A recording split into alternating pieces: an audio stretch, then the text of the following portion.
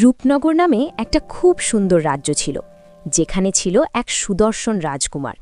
কিন্তু একটি বিশেষ রোগের কারণে রাজকুমার নিজের পায়ে হাঁটতে পারত না। আর ওই রাজ্যের এক প্রান্তে বাস করত দুই বোন।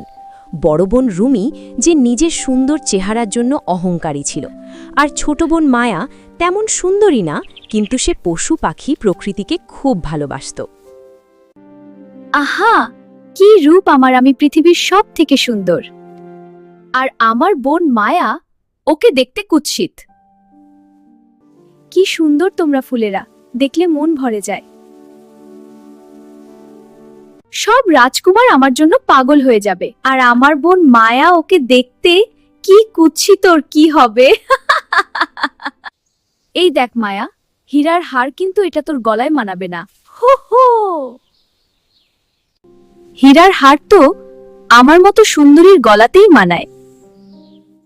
তোর মতো কুৎসিত মেয়ের গলায় লতা পাতাই ভালো মানায়। কি বললি? শুনতে পাসনি? কানেও বধির নাকি? এভাবে বলিস না দিদি, আমি তো তোর বোন। তোর মতো অসুন্দর মেয়ে আমার বোন হতে পারে না। এসব ঔষধ খেয়ে কোনো লাভ হবে না। হ্যাঁ, তুমি ঠিক বলেছ, এতে কোনো উপকার হবে না। তোমাকে ঠিক হতে হলে লাগবে নাগমণি। এটা কি? এটা একটা জাদুকরী রত্ন, যা তোমার অসুখ সারবে। তাহলে নিয়ে আসুন নাগমণি। আমি পারবো না, এটা আনতে পারবে একজন কুমারী মেয়ে যার মনে কোনো অহংকার নেই। এটা কোথায় পাওয়া যাবে? এই নাগমণি পাওয়া যাবে এই রাজ্যে বাইরে বিশাল ভয়ঙ্কর অরণ্যভূমিতে। তাহলে পিতাকে ঘোষণা দিতে বলুন যে কুমারী মেয়ে এই নাগমণি এনে আমায় সুস্থ করবে, আমি তাকে বিবাহ করব। ঠিক আছে রাজকুমার, আমি এখনই রাজাকে খবর পাঠাচ্ছি। সারা রাজ্যে ঘোষণা করো যে মেয়ে আমার ছেলেকে অরণ্যভূমি থেকে নাগমণি এনে সুস্থ করতে পারবে, সেই মেয়ে হবে রাজকুমার রাজের স্ত্রী। ঠিক আছে। শোনো শোনো শোনো রাজ্যবাসী, শোনো! যে কুমারী মেয়ে অরণ্যভূমি থেকে নাগমণি এনে রাজকুমারকে সুস্থ করবে, তার সাথেই রাজকুমারের বিয়ে হবে। আমাদের রাজকুমার তো একটা রোগের কারণে হাঁটতে পারে না, তাকে সুস্থ করতে নাগমণি আনতে হবে। কি বলো? এটা তো অসম্ভব। নাগমণি আনতে হলে তো অরণ্যভূমিতে যেতে হবে। শুনেছি অরণ্যভূমিতে কেউ গেলে আর ফিরে আসে না। খুব ভয়ঙ্কর জঙ্গল ওটা। কি যে হবে কি জানি। চলো সবাই বাড়ি যাই। হ্যাঁ চলো। বন্ধু, জানো রাজ্যে ঘোষণা হয়েছে যে মেয়ে রাজকুমারকে সুস্থ করতে পারবে। তার সাথে রাজকুমারের বিবাহ হবে। বন্ধু, তুমি যাবে অরণ্যভূমিতে? কত মেয়ে গেল নাগমণি আনতে, কিন্তু কেউ আর ফিরল না। দিদি, আমি যাব অরণ্যভূমিতে নাগমণি আনতে। কি বলি? সেটা কখনই হবে না। নাগমণি তো আমি আনবো আর রাজকুমারকে বিয়ে করব। তুই থাকবি বন্ধি। এবার দেখাচ্ছি তোমাকে। কি করছো তুমি? চুপ কর, এখানে থাকো। এটা অন্যায়। আয়নায় দেখেছিস কখনো তোর মুখ? তুই কতটা কুৎসিত। তুই আবার নাগমণি এনে রাজকুমারকে বিয়ে করবি? তুই থাক বন্দি। রাজকুমারকে বিয়ে তো আমার মতো সুন্দরী মেয়ে করতে পারে। আমি যাচ্ছি নাগমণি আনতে। রাজকুমার কি আর কোনোদিন সুস্থ হবে না? নিজের পায়ে হাঁটতে পারবে না? কি বিশাল রাজপ্রাসাদ! আমি যে করেই হোক রাজকুমারকে বিবাহ করব। সত্যি কি এমন কোনো কুমারী মেয়ে নেই যে আমার রাজকুমারকে সুস্থ করতে পারবে নাগমণি দিয়ে? আমি যাব মহারাজ অরণ্যভূমিতে নাগমণি আনতে। তুমি কি পারবে নাগমণি আনতে? অবশ্যই পারবো মহারাজ। আমি নাগমণি এনে রাজকুমারকে সুস্থ করে বিবাহ করব। তাই যেন হয় মেয়ে। এখন তুমি তবে যাও অরণ্যভূমির উদ্দেশ্যে। এই জঙ্গলে আর এক মুহূর্ত থাকলে আমার সব সৌন্দর্য নষ্ট হয়ে যাবে। চারদিকের কাঁটাঝোপ আমার কোমল ত্বকে আঁচড় কাটবে। আমায় এখনই এই জঙ্গল থেকে বের হতে হবে। বাড়ি গিয়ে মায়াকে পাঠিয়ে দেব এই জঙ্গলে। ও নাগমণি পেলে আমি কেড়ে নিব। বোন মায়া, তুই আমায় ক্ষমা করে দে। আমার অনেক বড় ভুল হয়ে গেছে। বোন মায়া, আমি তো সুন্দরী, যে কোনো রাজকুমার আমাকে বিয়ে করবে। কিন্তু তুই তো কুৎসিত মায়া, তোকে কে বিয়ে করবে? তাই তুই যা অরণ্যভূমিতে নাগমণি আনতে, আর নাগমণি এনে রাজকুমারকে বিয়ে কর। আমি তোর দিদি, আমি তো তোর ভালোই চাই। কিন্তু আমি যেতে চাই না এখন আর দিদি। মায়া, আর সময় নষ্ট করিস না। রাজকুমার অসুস্থ, খুব কষ্ট পাচ্ছে। ঠিক আছে দিদি, আমি যাব। আমি রওনা করছি অরণ্যভূমির উদ্দেশ্যে। বিদায় দিদি। নিজের খেয়াল রাখিস বোন। তুই নাগমণি নিয়ে ফিরলেই আমি তা কেড়ে নিয়ে রাজকুমারকে বিয়ে করব। কত ভয়ঙ্কর জঙ্গল, না জানি কত বিপদ অপেক্ষা করছে সামনে। আমি কি পারবো সব বিপদ সামলে নাগমণি নিতে, রাজকুমারকে সুস্থ করতে?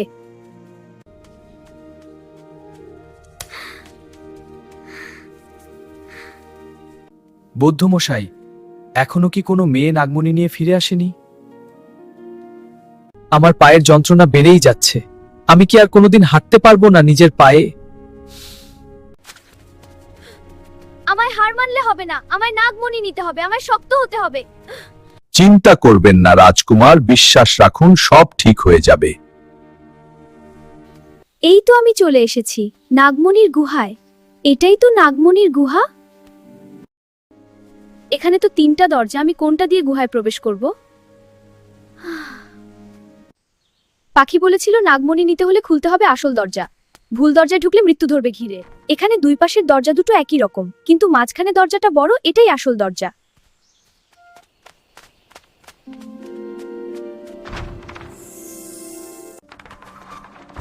কত হীরা মুক্তা এখানে, কিন্তু নাগমণি কোথায়? ওই তো নাগমণি, কিন্তু কত বড় সাপ, আমি নাগমণি নিব কি করে? নাগমণি নিতে হলে তোমাকে একটা ধাঁধার উত্তর দিতে হবে। উত্তর ভুল হলে মৃত্যু। কোন এমন জিনিস আছে যা এই হীরামুক্ত মণি থেকেও দামি? বলো। হৃদয়, ভালোবাসা ভরা হৃদয় এই পৃথিবীর সব থেকে দামি জিনিস। একদম সঠিক উত্তর। নিয়ে যাও এই নাগমণি আর সুস্থ করো রাজকুমারকে। তবে এই নাগমণি দিয়ে প্রথমে রাজকুমারকে সুস্থ করবে, তা না হলে এই নাগমণি কোনো কাজ করবে না। আর কোনো মেয়ে যার মনে অহংকার আছে, সে এই নাগমণি স্পর্শ করলে সে তৎক্ষণাৎ মারা যাবে। মনে রেখো আমার কথা, সাবধান। আমি এখন যাচ্ছি, তুমি নাগমণি নিয়ে ফিরে যাও তোমার রাজ্যে।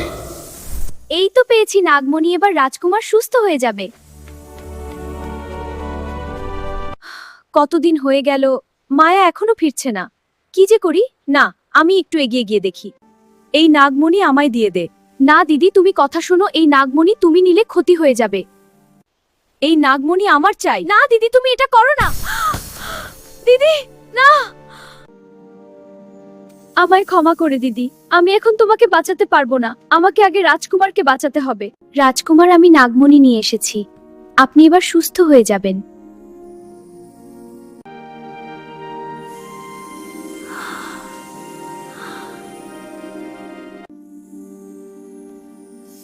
এ কি অদ্ভুত ব্যাপার, আমি দাঁড়াতে পারছি নিজের পায়ে। এবার আমার দেওয়া কথা মতো আমি তোমাকে বিয়ে করব। কিন্তু আমি বিয়ে করার জন্য এসব করিনি রাজকুমার। তবে কেন সুস্থ করছো আমায়? আপনি কষ্টে ছিলেন, তাই আমি এটা করেছি। তোমার এরকম ব্যবহারে আমি আরো তোমার প্রেমে পড়ে গেছি। আমাকে বিয়ে করে ধন্য করো তুমি। আমি রাজি। চলো তবে পিতার কাছে।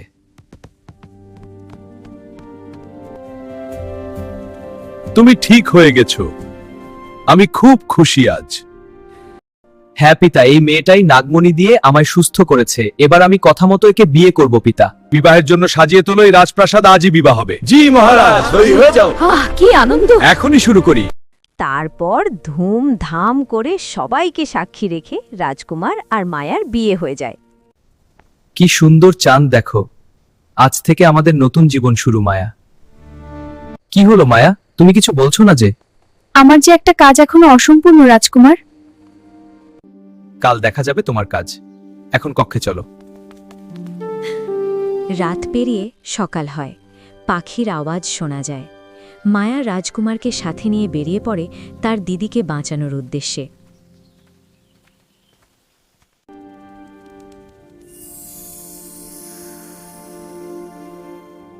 আমার মতো মেয়েকে কেন বাঁচালি মায়া?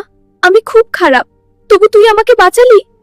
মায়া, তোকে আমি কত অপমান করেছি তুই অসুন্দর বলে। আমায় ক্ষমা করে দে। এভাবে বলো না দিদি, আমি তোমার কথায় কখনো কিছু ভাবিনি। সুন্দরী তো মানুষ মনের দিক দিয়ে হয় মায়া, আর তুই হলি আসল সুন্দরী। আমি আর কোনোদিন নিজের সৌন্দর্য নিয়ে অহংকার করব না দিদি।